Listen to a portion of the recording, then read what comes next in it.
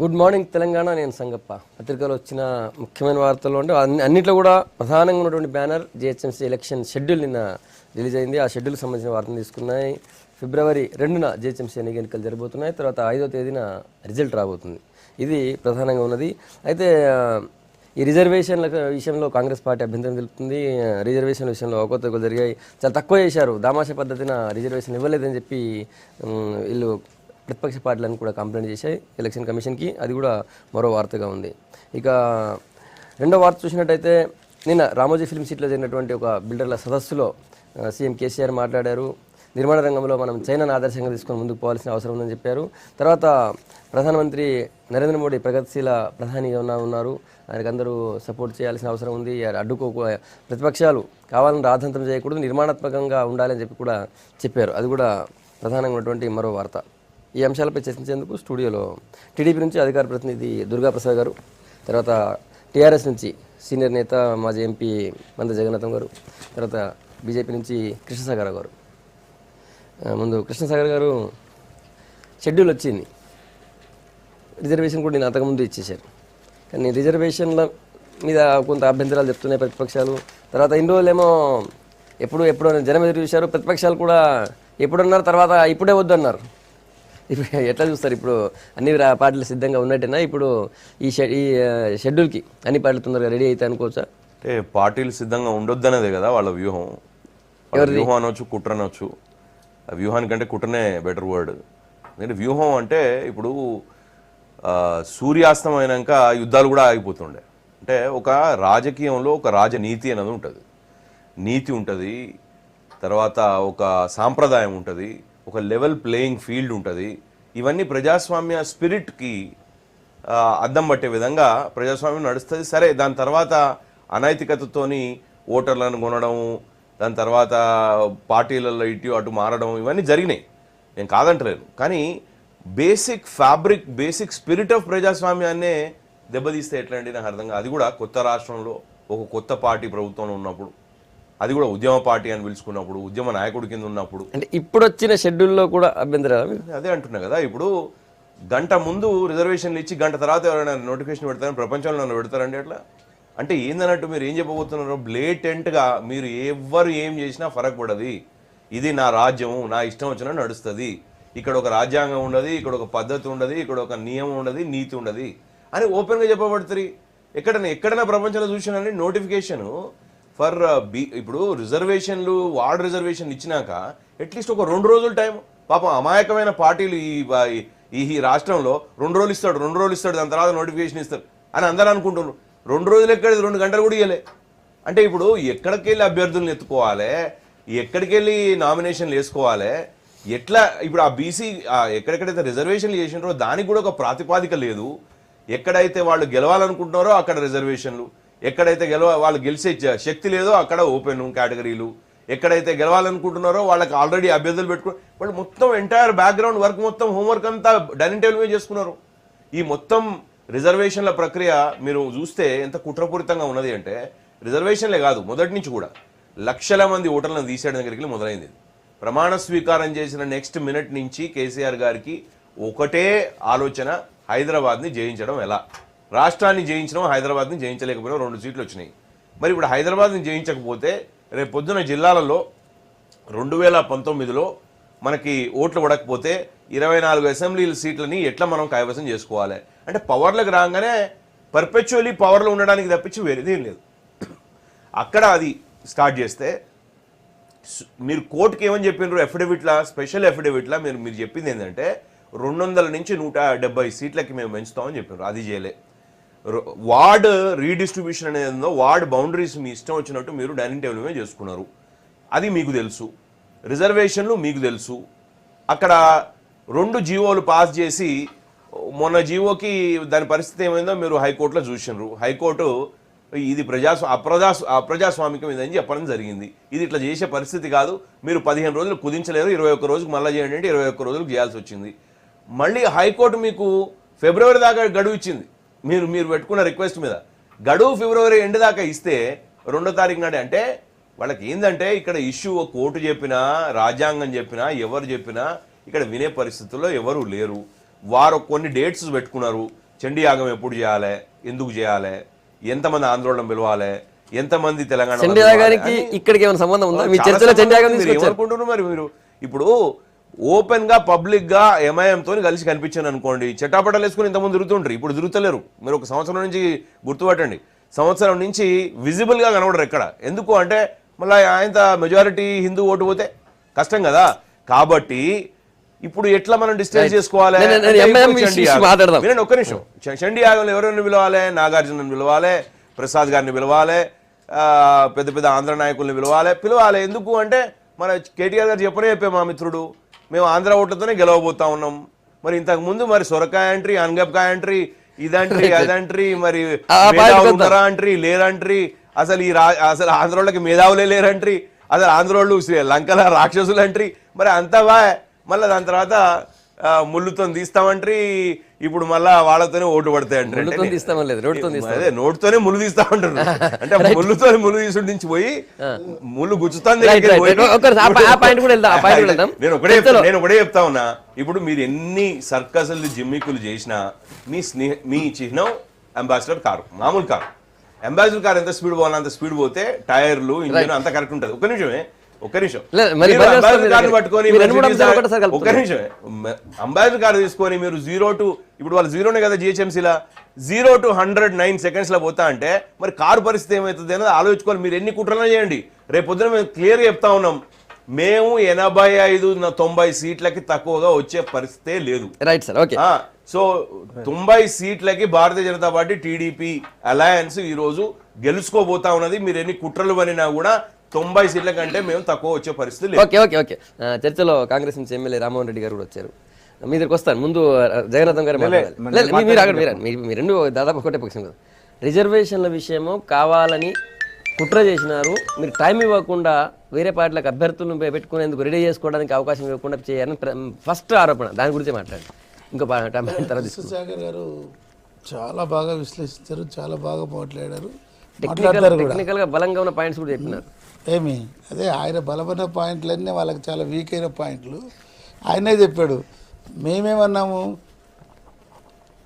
ఆంధ్రలకు వాళ్ళ కాళ్ళకు ముళ్ళు గుచ్చుకుంటే మా నోటితో తీస్తామంటే మీరు ముళ్ళు అని అన్నాడు. ఆయన ముళ్ళు కుచ్చడానికి వాళ్ళు ప్రయత్నం చేస్తే తీయడానికి మేము ప్రయత్నం చేస్తున్నాం. మేము అది మా డిస్కషన్ తర్వాత తీసుకోండి. ముందు రిజర్వేషన్ విషయం చెప్పండి. రిజర్వేషన్ కావాలని పూరితంగా చేశారంట. అన్ని ఆయన చెప్పినట్టు అన్నింటి మేము చెప్తాను. రిజర్వేషన్స్ నిర్ణయం చేయడానికి ఒక ప్రతిపాదిక ఉంటుంది. దాన్నే అధిగమించి ఒకవేళ చేసినట్టయితేనంటే కోర్టులు ఉన్నాయి, యథేచ్ఛగా కోర్టుకు పోవచ్చు. ఇప్పుడు ఈరోజు మేము ఇచ్చింది మీరు ఇదే మీరు అదే అడ్డు రావద్దు, కోర్టుకు పోయే టైం నేను చెప్తా ఉన్నాను. ఈరోజు ఇచ్చింది ఏంది, ఓన్లీ షెడ్యూల్ మాత్రమే ఇచ్చాం. నోటిఫికేషన్ ఎప్పుడు వస్తుంది? 12 తారీఖు. అప్పటిదాకా మీకు టైం ఉంది కదా కోర్టులకు పోవడానికి. సపోజ్ ఇది మ్యాటర్ అర్జెంట్ మ్యాటర్ కాబట్టి ఏంటంటే కోర్టులో హాలిడేస్ ఉన్నా, పండుగ హాలిడేస్ ఉన్నా కానీ they will work, there will be లీవ్లో ఉండేదానికి ఒక జడ్జి అక్కడ ఉంటాడు సార్, డెఫినెట్గా ఉంటాడు. మనం చూసాం కదా సుప్రీంకోర్టులో అది ఏదో అప్పీల్లో వాడిని విను కృష్ణ గారు ఆ రోజు వాడిని ఇరవడానికి పోతే ఏంటంటే రాత్రి 12 గంటలకు కూడా మూవ్ అయినారు ఒక ఎన్జిఓ సుప్రీంకోర్టులో. సో దిస్ ప్రొవిజన్ ఆల్వేజ్ మీద జ్యుడిషియరీ లేదా డాక్టర్లు ఎమర్జెన్సీ గురించి వైద్య హాస్పిటల్లో ఉంటారు, డ్యూటీలో ఆన్ డ్యూటీ డాక్టర్లుగా ఆన్ డ్యూటీ జడ్జెస్ కూడా ఉంటారు. మ్యాటర్ ఇంపార్టెంట్ కాబట్టి ఎప్పటికైనా కానీ వాళ్ళు యాక్సెప్ట్ చేయడానికి, అడ్మిట్ చేయడానికి ఉంటాయి, దాంట్లో సిద్ధంగా ఉంటారు. ఇక అది బట్టి ఏంటంటే నిజంగా చూస్తే నాకు కూడా ఒక విధంగా రిజర్వేషన్స్లో సంఖ్యాపరంగా లేదా కాస్త తక్కువ వచ్చిందేమో నాకు కూడా అనుమానంగా ఉంది. ఎస్టీలకు 2, తర్వాత ఎస్సీలకు 10 అంటే ఇప్పుడు కొన్ని పాపులేషన్ కొన్ని బస్తీలు ఉన్నాయి ప్రిడామినెంట్గా, లేదా అక్కడ ఎస్సీ ఎస్టీల పాపులేషన్ ఉన్న బస్తీలు ఉన్నాయి చాలా. సో ఇదే మరి సంఖ్యాపరంగా ఏ విధంగా యూజువల్లీ ఏమంటారంటే ఇప్పుడు ఓటర్స్ నమోదైన ఓటర్స్ దేని మీద ఆధారపడి ఉంటుంది, లేదా పాపులేషన్ టోటల్ పాపులేషన్ మీద సంఖ్యాపరంగా ఉంటుంది. ఇది కొద్దిగా నాకు కూడా ఇబ్బంది అనిపించినా, మరి ఇన్ని జరిగినా గొడవలు జరిగినా కోర్టులో పోయిన తర్వాత ప్రభుత్వం తప్పు చేస్తుంది అనుకోవడం కూడా పొరపాటే. తప్పు లేకుండా చేయడానికే ప్రయత్నం చేస్తుంది, ఎందుకంటే కోర్టు అభిశంసిస్తుంది కదా. కాబట్టి ఈ రిజర్వేషన్లో ఒకవేళ ఎవరికైనా ఏమన్నా అభ్యర్థం ఉంటే they are free to go to the court. Time is there. మీకు ఇప్పుడు ఓన్లీ మేము ఇచ్చినాము షెడ్యూల్ మాత్రమే ఇచ్చాము. Notification it's coming on 12th. మీకు కోర్టు దీంట్లో ఏమన్నా ఇది ఉంటేనంటే డెఫినెట్గా కోర్టు ఇంటర్వ్యూ అనేది చెప్తుంది కదా, మీరు నోటిఫికేషన్ ఇప్పుడే ఇవ్వద్దు అంటే అని చెప్పేసి చెప్పడానికి ఆస్కారం ఉంది. తర్వాత సీట్ల పెంపకం గురించి మాట్లాడు. ఇవన్నీ ఒక ప్రక్రియ, ఒక ప్రయాస చేస్తారండి ఎప్పుడైనా కానీ. లేదా ఇట్లా చేస్తే ఎట్లుంటుంది, ఎట్లా చేస్తే ఎట్లుంటుంది అని చెప్పేసి ప్రజల సౌకర్యార్థం ప్రాతినిధ్యం పెంచడానికి చేస్తూ ఉంటారు. సో ఒక ఊహగా ఇప్పుడు అనుకున్నాం 2 పెంచుదాం అనుకున్నాం, 200 దాకా పెంచుదాం అనుకున్నారు. ప్రాక్టికల్గా వర్క్లో పోయిన తర్వాత చూసిన తర్వాత 150 సరిపోతుంది అని చెప్పేసి నా ఉద్దేశానికి వచ్చినప్పుడు లేదా దాన్ని కూడా క్వశ్చన్ చేస్తున్నట్టే ఔచిత్యమేంటిది ఫైనల్గా. లేదా ఇప్పుడు వీళ్ళంటారు మాకు సమయం లేదు అని. మీరు జాతీయ పార్టీలేండి, ఎన్నికలు మున్సిపల్ ఎన్నికల గురించి లేదా ఎన్నాళ్ళ నుంచి న్యూస్ ఉంటా ఉంది. తప్పక అవుతాయని తెలుసు కదా, ఫిబ్రవరి అవుతుందని కోర్టు డైరెక్షన్, జనవరి ఫిబ్రవరి కావాలి. మరి మీరు ఇంకా మేము రెడీగా లేము.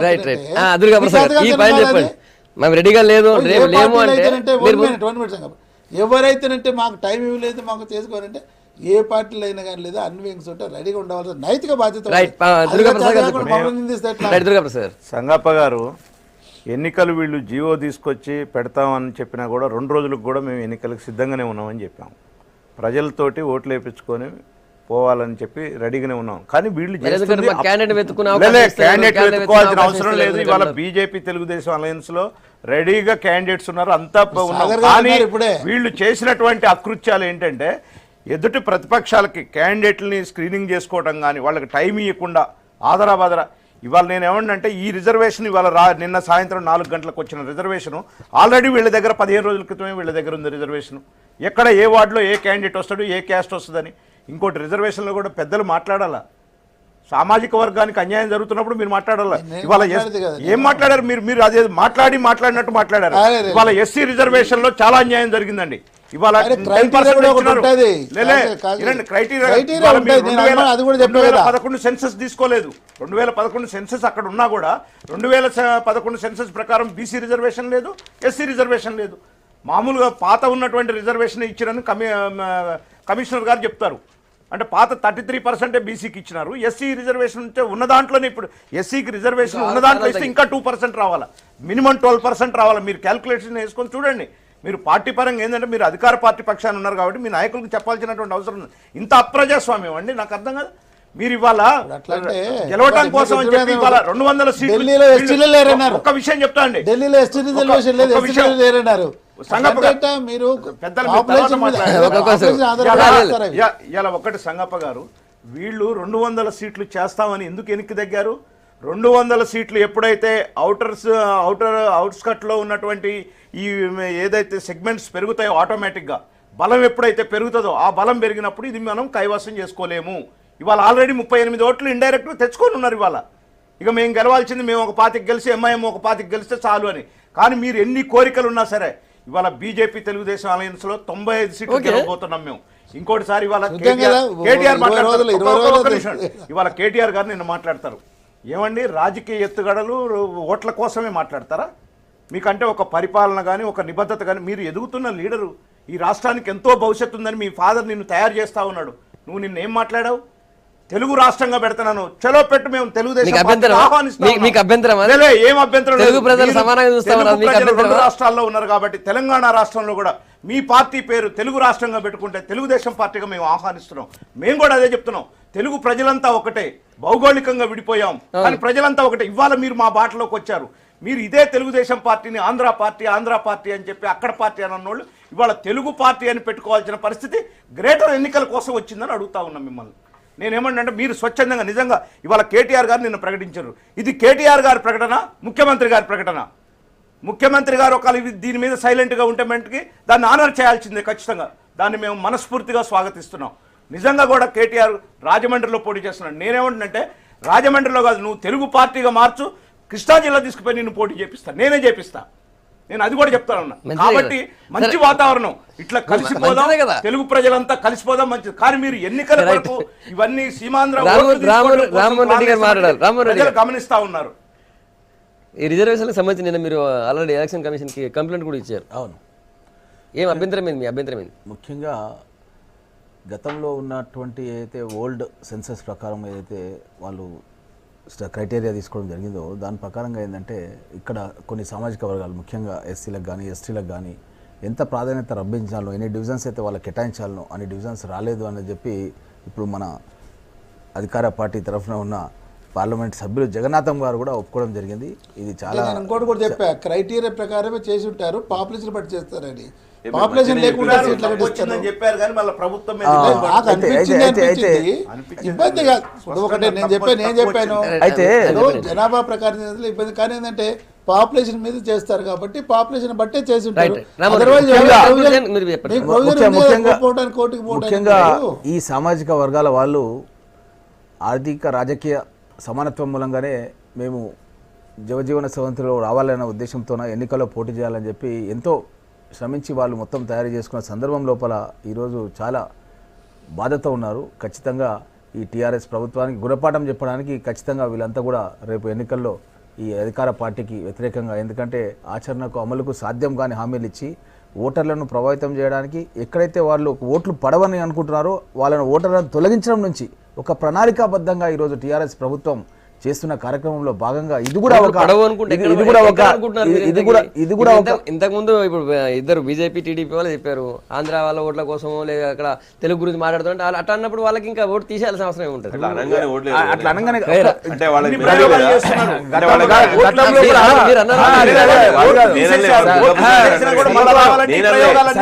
వారన్నారు మంచి వాతావరణం కానీ నేను అనలే.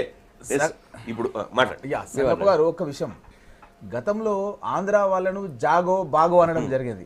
అదేవిధంగా ఈ రోజు వరకు తెలంగాణ ఆవిర్భావానికి ముందు సీమాంధ్ర విద్యార్థులకు సంబంధించిన ఫీజు రియంబర్స్మెంట్ ఈ రోజు వరకు ₹1 కూడా చెల్లించలేదు.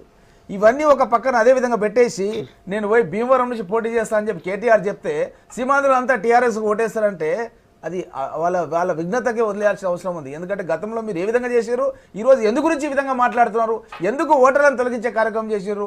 శశిధర్ రెడ్డి గారు ఢిల్లీకి వెళ్ళి ఎలక్షన్ కమిషన్ కంప్లైంట్ ఇచ్చి అక్కడ నుంచి ఒక విభాగం వాళ్ళు వచ్చేసి ఇక్కడ ఎంక్వైరీ చేసి ప్రభుత్వం తప్పు చేసిందని చెప్పినప్పుడు సోమేష్ కుమార్ను ట్రాన్స్ఫర్ ఎందుకు చేయాల్సి వచ్చింది? హైదరాబాద్లో ఉన్న వాళ్ళు ప్రతి ఒక్కరు కూడా ఈరోజు గమనిస్తున్నారు. మీరు హైదరాబాద్లో ఔటర్ రింగ్ రోడ్ కానీ, ఇంటర్నేషనల్ ఎయిర్పోర్ట్ కానీ, మెట్రో రైలు కానీ ఇవన్నీ కూడా ఏ ప్రభుత్వం, కాంగ్రెస్ ప్రభుత్వంలో వచ్చినాయా లేకపోతే వీళ్ళు టీఆర్ఎస్ వాళ్ళు ఈ 18 నెలల ఇవి చేసిర్రా? అసలు వీళ్ళు ఏం చెప్పారు? ఇస్తాంబుల్ చేస్తామన్నారు, న్యూయార్క్ అన్నారు, అక్కడ ఉన్న ఫెసిలిటీస్ ఏమున్నాయి, అక్కడ ఉన్న స్టాండర్డ్స్ ఏమున్నాయి, వీళ్ళు చేసింది ఏంది? ఉన్న సెక్రటరీ షిఫ్ట్ చేస్తామని చెప్పి అన్నారు.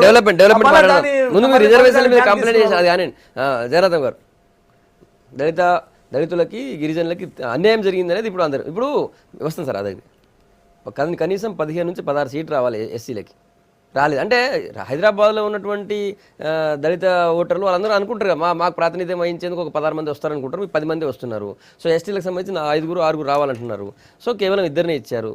సో ఇక్కడ కావాలని ప్రభుత్వం అన్యాయం చేసింది మా వర్గాలకు వాళ్ళు భావిస్తే దాన్ని ఏం చెప్తారు మీరు? వాళ్ళు అడిగితే ఏం చెప్తారు? ఇప్పుడు సంఖ్యాపరంగా చూస్తారంటే 150 అంటే నిజంగా ఎస్సీలకు 22, 23, ఎస్టీలకు 15% కదా. 15 + 100కి 15 + 7 తర్వాత వాళ్ళకి 7% అంటే వాళ్ళకు 7, 8 ప్లస్ ఒక 4, 12. అయితే ఇక్కడ ఇదంతా జనరల్ పర్సంటేజ్ అక్కడ ఉన్నా కానీ అవైలబుల్ పాపులేషన్ మీద బట్టేసి లేదా రిజర్వేషన్ నన్ను మాట్లాడి నేను డెలిమిటేషన్ కమిషన్ మెంబర్గా ఉన్నానండి. మీరు ఎట్లా మాట్లాడితే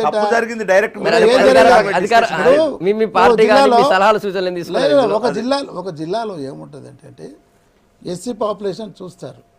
ఎస్సీ పాపులేషన్ చూసి ఒక అసెంబ్లీ నియోజకవర్గాన్ని రిజర్వ్ చేయాలంటే లేదా ఉన్న దాంట్లో ఎస్సీ పాపులేషన్లో పర్సంటేజ్ తీస్తారు. మొత్తం ఎంత ఉంది, స్టేట్లో ఎంత ఉంది, ఎంత పర్సెంట్ దానికి అసెంబ్లీ స్థానాలు నిర్ణయిస్తారు.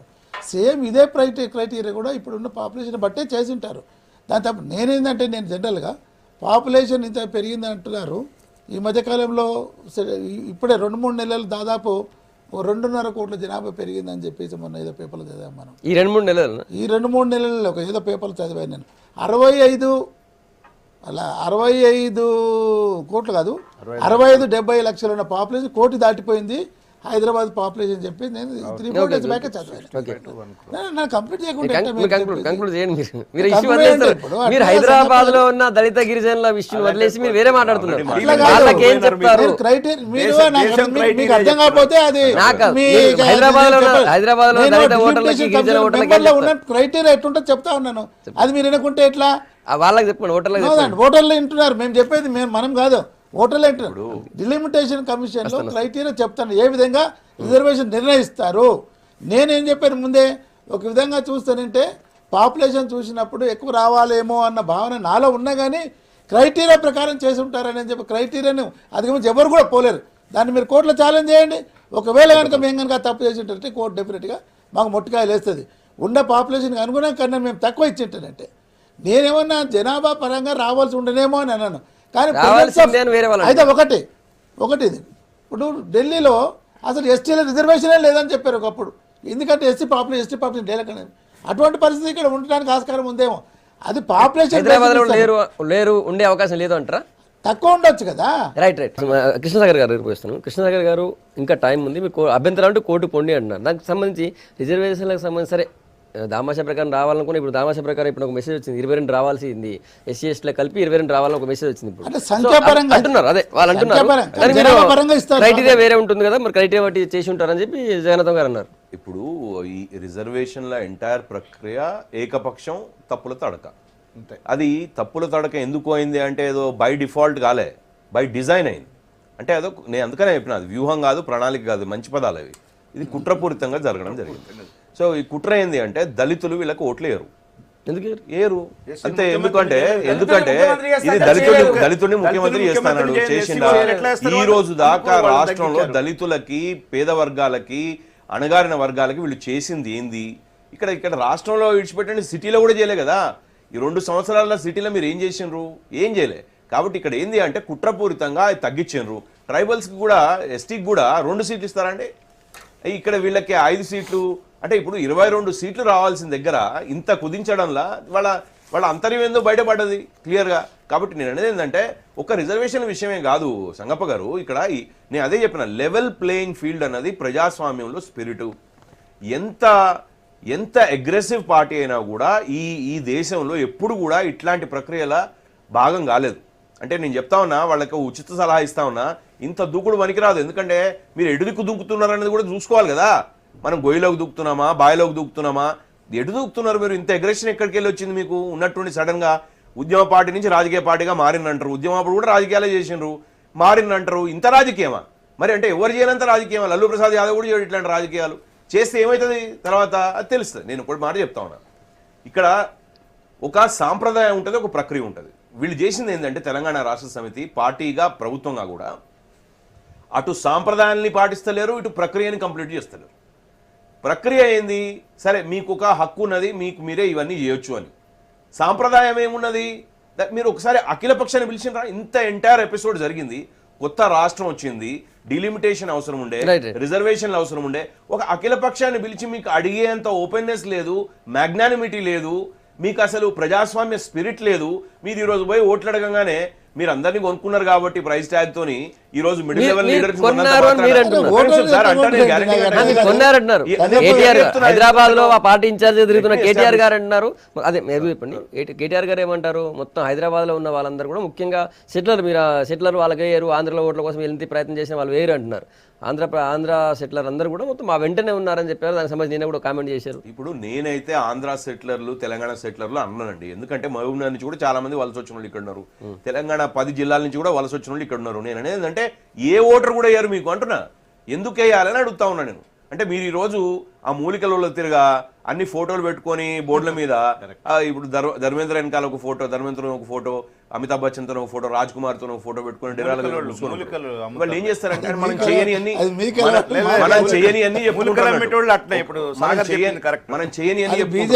గోదావరి నీళ్ళు తెచ్చిరా?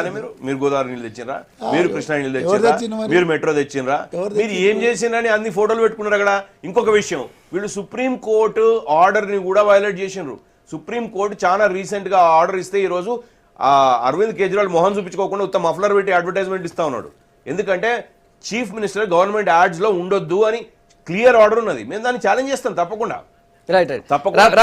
చూస్తుంది గవర్నమెంట్. నేను ఇంకోటి ఏంటున్నా అంటే, రామ్మోహన్ రెడ్డి గారు చెప్పినట్టు ఇంద్రసేనారెడ్డి గారి నాయకత్వంలో, లక్ష్మణ్ గారు ఇంద్రసేనారెడ్డి గారి నాయకత్వంలో, రామచంద్రరావు గారి నాయకత్వంలో మా ఒక కమిటీ పోయి, మా ఒక చిన్న సెల్ పోయి, మా లీగల్ సెల్ తోని పోయి అక్కడ మేము అక్కడ పిటిషన్ వేస్తే ఇక్కడికి జిహెచ్ఎంసీ వార్డుల విభజన ముందు జరిగిన ఎలక్షన్ అది ఓటర్స్ రిమూవల్ ప్రక్రియని ఇక్కడికి ఒక పెద్ద కమిటీ వచ్చి వాళ్ళని అభిశంసించడం జరిగింది. ఇట్లా కాదు పద్ధతి అని చెప్పి. కానీ అన్నిటికీ ఒక లిమిటేషన్స్ ఉంటాయి. ఆ అన్ని లిమిటేషన్స్ ని బ్రేక్ చేసి ప్రజాస్వామ్య వ్యతిరేక పార్టీగా ఈరోజు తెలంగాణ రాష్ట్ర సమితి ఆవిర్భవిస్తున్నది. పెద్దలు వారిని కూడా ఇన్వాల్వ్ చేయలేదు. వారి భావం అంటే వారే ఒక దళిత నాయకుడిగా వారి భావం వారు చెప్పినారు క్లియర్ గా. అంతకంటే ఎక్కువ ఏం చెప్తారు పాపం పార్టీలో రామ్మోహన్ రెడ్డి కాదు. పార్టీలో ఏం చెప్తారు ఇక? భావము చెప్పాను, పద్ధతి కూడా వాళ్ళ చెప్పాను, భావాన్ని రెండు కూడా చెప్పాను. వాళ్ళ భావాన్ని కూడా భావం respect చేసే చెప్పాను, వాళ్ళకి లేదు. experience ఉంది. ఇప్పుడు ఇక పద్ధతి కూడా చెప్పాను. వాళ్ళ పద్ధతి కూడా భావాన్ని కూడా చెప్పాను. respect చేసే పరిస్థితి లేదు. పార్టీ మరి హైదరాబాద్ లో ఉన్న అన్ని వర్గాల ప్రజలు మా వెంటనే ఉన్నారు. మా అభివృద్ధిని చూసి ఒకటి, రెండోది ఇంత మీరందరూ అంటారు ప్రతిపక్షాలన్నీ అభ్యంతరం చెప్తున్నా కాదు పడవు అనుకున్నా మా వాళ్ళందరూ మా వెంటనే ఉన్నారంటున్నారు. ఇప్పుడు నగరంలో ఉన్న వాళ్ళంతా కూడా విఘ్నులు అన్నీ బాగా గమనిస్తున్నారు. అయ్యప్ప సొసైటీలో ఉన్నటువంటి సీమాంధ్రులను వాళ్ళ బిల్డింగ్ గులగొట్టే కార్యక్రమం స్టార్ట్ చేశారు. మళ్ళీ ఎందుకు వెనక జరిగారు? అదేవిధంగా మెట్రో ట్రైన్ అసెంబ్లీ వెనక నుంచి తీసుకుపోతాం, మన హైదరాబాద్ కట్టడాలు, సుల్తాన్ బజార్ ఇవన్నీ కూడా ఇబ్బంది కాకుండా చేస్తామని చెప్పి అన్నారు. నేను బట్టి విక్రమార్క గారు టేప్ పెట్టి మేము మెజర్మెంట్ చేసినాం, ఏమి ఇబ్బంది లేదు, మీరు అసెంబ్లీ ముందు నుంచి తీసుకెళ్ళొచ్చు అని చెప్పినాం. అప్పుడు వినలేదు, కాదు అని చెప్పి మాట్లాడాను. ఇప్పుడు మళ్ళీ ఏదైతే ఓల్డ్ డిజైన్ ఉందో దాని ప్రకారమే తీసుకెళ్తాం అంటున్నారు. ఎందుకు గతంలో ఈ విధంగా మాట్లాడినారు, ఇప్పుడు ఎందుకు ఇట్లా మాట్లాడుతున్నారు? రాజీవ్ స్వగృహ కాంగ్రెస్ ప్రభుత్వం జేఎన్యూఆర్ఎం కింద కేంద్ర ప్రభుత్వ ప్రణాళిక ప్రకారం అన్ని రాష్ట్రాల్లో కూడా మేము కట్టడం జరిగింది. కేవలం 5% పని పెండింగ్ ఉంది. అది పూర్తి చేసే అవకాశం ఉన్నప్పటికీ పూర్తి చేయలేదు. ఎందుకంటే కాంగ్రెస్ పార్టీకి మంచి పేరు వస్తుంది, రేపు ఎన్నికల్లో గెలిచే అవకాశం ఉంటుంది, ఇవన్నీ పూర్తి అవుతాయని దాన్ని ఆపి దాంట్లో వాళ్ళైతే పే చేయాల్సిన అమౌంట్ ఉంటుందో ఎవరైతే లబ్ధిదారులు దానిపైన ఏదైతే ఇంట్రెస్ట్ అవన్నీ ఉంటాయో కొంతవరకు వేవ్ ఆఫ్ చేశారు. ఎంత అన్యాయం అండి! దాన్ని అసలు పూర్తి చేయాల్సింది పోయి దాని మీద వేవ్ ఆఫ్ చేశారు మొన్న ఎన్నికలకు ముందు. అసలు ఇంతవరకు భారతదేశ చరిత్రలో ఎవరు కూడా ఇట్లాంటిది ఇండ్లు పూర్తి చేయకుండా ఇండ్లు కట్టాల్సిన దానిపైన దాన్ని వేవ్ ఆఫ్ చేయడం ఎన్నికలకు ముందు, అది కూడా ఎప్పుడో చేయాల్సి ఉండే ఇప్పుడు చేయడం ఎన్నికలకు ముందు. అంటే ఇదంతా ఏదో ఎన్నికల్లో గెలవాలన్న ధోరణితో ఓటర్లను తొలగించడం నుంచి మొదలు పెడితే అన్ని కార్యక్రమాలు కూడా వాళ్ళు చేయడం అనేది ప్రతి ఒక్కరు కూడా గుర్తిస్తున్నారు. ఇంకొకటి, ఇక్కడ ఉన్నటువంటి జిహెచ్ఎంసీ లోపల ముఖ్యంగా మన దక్షిణ తెలంగాణ ప్రాంతం నుంచి, అంటే మా రంగారెడ్డి జిల్లా నుంచి, మెదక్ జిల్లా నుంచి, మహబూబ్ నగర్ నుంచి చాలామంది వలసలు వచ్చి ఇక్కడ ఉన్నారు. అసలు ఈ ప్రాంతాన్ని పూర్తిగా నిర్లక్ష్యం చేస్తూ ఉత్తర తెలంగాణకే నిధులు కేటాయించడం, ఇక్కడ రావాల్సినటువంటి ప్రాణహిత చేవెళ్ల ప్రాజెక్టును ముఖ్యమంత్రి తన సొంత నియోజకవర్గం గజ్వేల్కు, ఇరిగేషన్ నియోజకవర్గానికి సిద్దిపేటకి తను పరిమితం చేసుకోవడం. అంటే హైదరాబాద్ కు రావాల్సినటువంటి తాగునీటి నీళ్లు ఉన్నాయో, ప్రాణహిత చేవెళ్ల వల్ల రావాల్సిన తాగునీటి నీళ్లు ఉన్నాయో హైదరాబాద్ నగరానికి రానియకుండా తన మెదక్ జిల్లాకే పరిమితం చేసుకోవడం, తన నియోజకవర్గానికి పరిమితం చేసుకున్నాడు.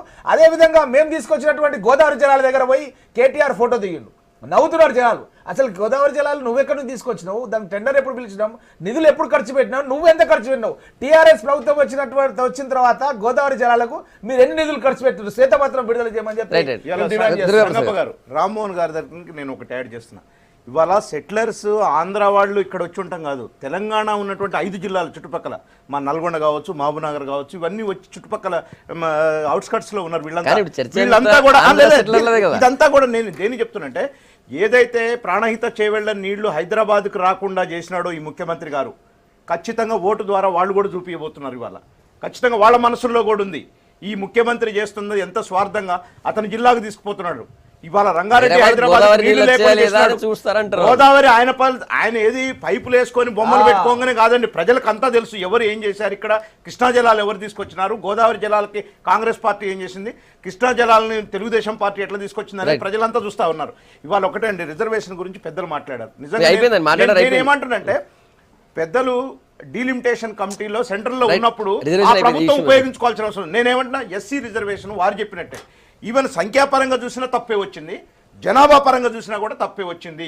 దీనికి ప్రభుత్వం తరఫున మీరు ఏమి ఆన్సర్ చెప్పదలుచుకుంటో చెప్పండి. ఏదో ఉత్తగా జనాభా ఇంతే ఉంటుంది కాబట్టి ఇంతే ఇచ్చారని ఓవరాల్గా మాట్లాడొద్దు. ఇది సైంటిఫిక్ రీజన్ తోటే చాలా నష్టం జరిగింది. ఇంకోటండి, ఇవాళ ఎస్సీకి మీరు ఎందుకు చేసినారంటే, ఎస్సీ ఓట్లు మీకు పడవు, మీరు దళితుల్ని ముఖ్యమంత్రిని చేస్తారని చేయలేదు కాబట్టి కావాలని వాళ్ళ ఎస్సీలని హైదరాబాద్లో తొక్కేయడానికి ఈ ప్లాన్ చేసినారు.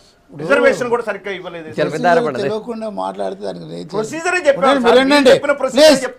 మీరు ఉండండి, మీరు మాట్లాడితే నేను మాట్లాడలేదు. ఇప్పుడు నేను డిలిమిటేషన్ కమిషన్లో నేను మెంబర్గా ఉంటే అంటే నన్ను ఇక్కడ పెట్టాలని ఏమన్నా ఇక్కడ రాసిందా, నాకంటే తెలియదు లేదా. నేను చెప్పింది ఏంది, సంఖ్యాపరంగా చూస్తే ఇన్ని అనిపిస్తాయి, కానీ ప్రొసీజర్ ప్రకారం చూస్తానంటే జనాభాని బట్టే సీట్లు కేటాయిస్తారు. ఈ జనాభా నేను ఢిల్లీ ఉదంతం కూడా చెప్పాను నేను, మరి అక్కడ ఢిల్లీ ఎస్టీలకు సీట్లు లేవు, ఎందుకు లేవు, పాపులేషన్ ప్రజలు లేరని చెప్పేసి ఢిల్లీలో అక్కడ అటువంటి ఓట్లు వలస వచ్చిన వాళ్ళు ఎక్కడో ఓటర్లు ఇది ఉన్న వాళ్ళు ఉంటారనమాట. ఈ విధంగా ఇప్పుడు మహబూబ్నగర్ వచ్చారు, అక్కడి నుంచి ఇక్కడ నుంచి వచ్చారంటే ఇక్కడ ఓటర్లుగా నమోదు కాని వాళ్ళని సంఖ్య తీసుకో పరిగణలో. ఇప్పుడు ట్విన్ సిటీస్లో ఉన్న జనాభాని తీసుకొని సంఖ్యాపరంగా ఎస్సీ ఎస్టీలు ఉన్న వాళ్ళని చూసేసి చేసి ఉంటారు, అది పద్ధతి. సంఖ్యాపరంగా చూస్తే నెంబర్ పరంగా చూస్తే మనకు ఎక్కువ రావాలనిపిస్తుంది, కానీ పద్ధతి ప్రకారం జనాభా ప్రకారమే చేయాలి. అది జనాభా ప్రకారం కూడా ఎక్కువే ఉంది. ప్లీజ్ SC ఎక్కువే ఉంది. మీరు ఉండండి, నీకు తెలుసా అది మీకు? నేను చూపండి, జనాభా చూపి నేను నిరూపిస్తా. నిరూపించండి. వార్డు పోయి మొత్తం లెక్క టైం తీసుకోండి. మీకు ప్రొసీజర్ తెలియకపోతే తెలుసుకోవడానికి ప్రయత్నం చేయండి. మీరు వేగంగా చెప్తే వేగంగా కాదు, వేగంగానే చెప్తున్నాను. నేను చెప్తున్నా, ఈ హైదరాబాద్ సిటీలో ఎస్సీ జనాభా తక్కువ ఉందని మాట్లాడతారా మీరు? మీరు ఎస్సీ జనాభా తక్కువ ఉందని కోట్ల అంటారా? సభ్యులు చేయండి జనాభా.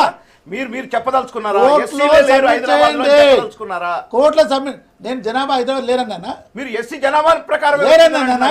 మీకు దాని పొలిటికల్ రాజకీయం చేయకుంటే రాజకీయం ఏదైతే లేదు సార్ మీకు అది. వరంగల్ జరిగిందో అంతకంటే ఘోరంగా మీరు ఓడిపోతారు. జాగ్రత్త చూద్దాం గ్రేటర్ ఎన్నికల్లో మీరు ఎన్ని రకాలుగా గ్రేటర్ ప్రలోభాలు పెడుతున్నారో అన్ని వరంగల్ రకాలుగా కంటే ఘోరంగా లేదా? మీరు మాట ఉచ్చారణ చేయకుండా పరిస్థితి మేము తీసుకొస్తారు ఇక్కడ ప్రజలు గుర్తుపెట్టుకోండి. రెండవది ప్రజలకు మాట అంతా మాట తెలుసు. మాట్లాడతారు. Political గా ఉండండి, మీరు ఉంది. ఉండండి. సార్ చెప్పండి. మాట్లాడి దళిత ముఖ్యమంత్రి కనీస పరిజ్ఞానం లేకుండా మాట్లాడతారు మీరు. ఎట్లా? ఎన్నికల కంటే ముందు 3 నెలల నుంచి 4 గంటల ముందు స్టేట్ ఎగ్జిక్యూటివ్ కమిటీ మీట్ అయింది. మీట్ అయ్యి లేదా డెలిబరేషన్ దాదాపు 3-4 గంటలు అయిన తర్వాత డెలిబరేషన్ అయిన తర్వాత లేదా ఒక రెజల్యూషన్ పాస్ చేశారు. దాంట్లో ఏమంటే కేసీఆర్ గారు ముఖ్యమంత్రి ఎన్నికల ముందు తెలియదా అండి అట్లా అరే resolution ఉండండి. చేస్తారని? మీరు ఎందుకు మాట్లాడతారు? మీరు మీరు ఎందుకు మాట్లాడతారు? మీరు మీరు ఆశ్చర్యం తెలియకుండా మాట్లాడారు. తర్వాత మాట్లాడండి. మీరు మీరు ఏమైనా ఏమైనా చెప్పుకోండి. మాట్లాడితే ఏమైనా మీరు- మీరు- చెప్పుకుంటారు. మీరు ఏమైనా చెప్పండి. చెప్పుకోండి మీరు. ఇష్టం వచ్చినట్టు నేను మాట్లాడుతున్నారు జరిగింది మీరు. చెప్తా. జగన్నాథం గారు, మీరు జగన్నాథం గారు, మాటికి మీరు జగన్నాథం గారు, ఇప్పుడు దళితుడు ముఖ్యమంత్రి కాకుంటే తలకాయ అడ్డంగా నరికేసుకుంటా అన్నాడు ముఖ్యమంత్రి. మర్చిపోతే ఎట్లా మీరు? అన్నాడు, ఏ మీటింగ్లలో మాట్లాడాడు? దళితుల ఓట్లు ఎట్లా ఇచ్చుకున్నాడు? అట్లాంటి మాటలు మీటింగ్లలో మాట్లాడి అట్లాంటి దళితులు ఓట్లు ఎందుకు గెలిపించారు మరి? రూమ్ లోపల అట్లాంటి దళితులు ఓట్లు ఎందుకు గెలిపించారు మరి? ఏ మీటింగ్ దళితులు ఓట్లు ఏం చేయలేదు అటువంటి దళితులు దళితులు. ముఖ్యమంత్రి చేస్తాం. నీకు చాతయ్యాక నీ వాదులో పసలేదు, తలుచుకోలేదు. ప్రజలు చూస్తున్నారండి. ఏ ప్రజలకే చెప్తున్నా నేను. చూస్తున్నారు. ప్రజలకే గెలిచిన చెప్తున్నా నేను. శాసనసభ్యులు ప్రజలకే ముఖ్యమంత్రిని చెప్తున్నా నేను. ఎన్నుకుంటారని ఎందుకు ముఖ్యమంత్రి చెప్పలేరు? గారికి ముందు తెలియదా? ప్రజలకే ఎందుకు చెప్పలేరు? తెలియదండి. ప్రజలు ఎందుకు చెప్పలేరు? నేనేం చెప్పి 3-4 నెలల ముందు రెజల్యూషన్ మాత్రమే ఆయన ఎన్నికల్లో ఏమని పోయాడు? నేను ముఖ్యమంత్రి అయితే అని పోయాడు. దళితులను ముఖ్యమంత్రి చేస్తాను పోలేదు కదా. అటువంటిప్పుడు కోపం ఉంటే దళితులు కూడా ఎందుకు వేశారండి? కేసీఆర్ ఓటు ఏది కదా, గెలిపించారు కదా. అంటే దళితులకు మరి ఎవరు అధికారం పట్టేస్తుంది? గెలిపించారు. అధికారం ముఖ్యమంత్రి గెలిపిస్తుంది చేస్తారని గెలిపించారు. ఎవరు? ముఖ్యమంత్రి చేస్తారని దళిత ఓట్లు మొత్తం అలాంటిగా మాట్లాడతారు. తెలంగాణ సమాజంలో ఉన్న దళిత ఓట్లు మొత్తం సరే, సరే, వదిలేండి. హైదరాబాద్ రైట్. మీకు కనీసం అవగాహన లేదు మీకు. ఎందుకు రైట్, రైట్. ఆయన దళితులు ఓట్లే నేను 3 నెలల 4 నెలల దళితులు ముందు ఓట్లే ఒక్క నిమిషం, ఒక్క నిమిషం. దళితుల దుర్గా ప్రసాద్ గారు. వ్యక్తిగతంగా నాకు ఎక్కువ ఏం మాట్లాడతావు? ఓట్లే చూడండి, ఆయన 62 మందికి గెలిచింది. 119 మందిలో గెలిచింది 62 మంది. స్పష్టంగా గుర్తుపెట్టుకోండి. స్పష్టంగా లేదా 3 నెలలు 4 నెలల ముందు లేదా రెజల్యూషన్ పాస్ చేసి కేసీఆర్ ముఖ్యమంత్రి కావాలి. పెద్ద ఛానళ్ళు అన్నీ వచ్చాయి. మీరు కేసీఆర్ ముఖ్యమంత్రి దాంతో ఆయన పోయినారు. రైట్. ఇవన్నీ అయినాక లేదా? ఇక మాట్లాడొద్దు. అవునా? మీరు మీరు మీరు- దళిత నాయకులుగా ఉంటే ఇట్లా మాట్లాడొద్దు. ఇక దాన్ని ప్రొలాంగ్ చేసిన మంచిది కాదు. రెజల్యూషన్ కాదు. మీరు చెప్పండి. రెజల్యూషన్లతోని మీరు రాజకీయ చెప్పండి. నిర్ణయాలు మారుతాయని అవునండి, మీరు ఎందుకు ఓడగొట్టలేదు? ఒక మాట ఇచ్చిన వాళ్ళు మీరు ఎందుకు ఒక మాట ఓడగొట్టలేదు? ఇచ్చిన వాళ్ళు సమాజం మాట్లాడారు. రెజల్యూషన్లతోని మీరు బహిరంగ సాక్షిగా చెప్పిన మాట ఏంది?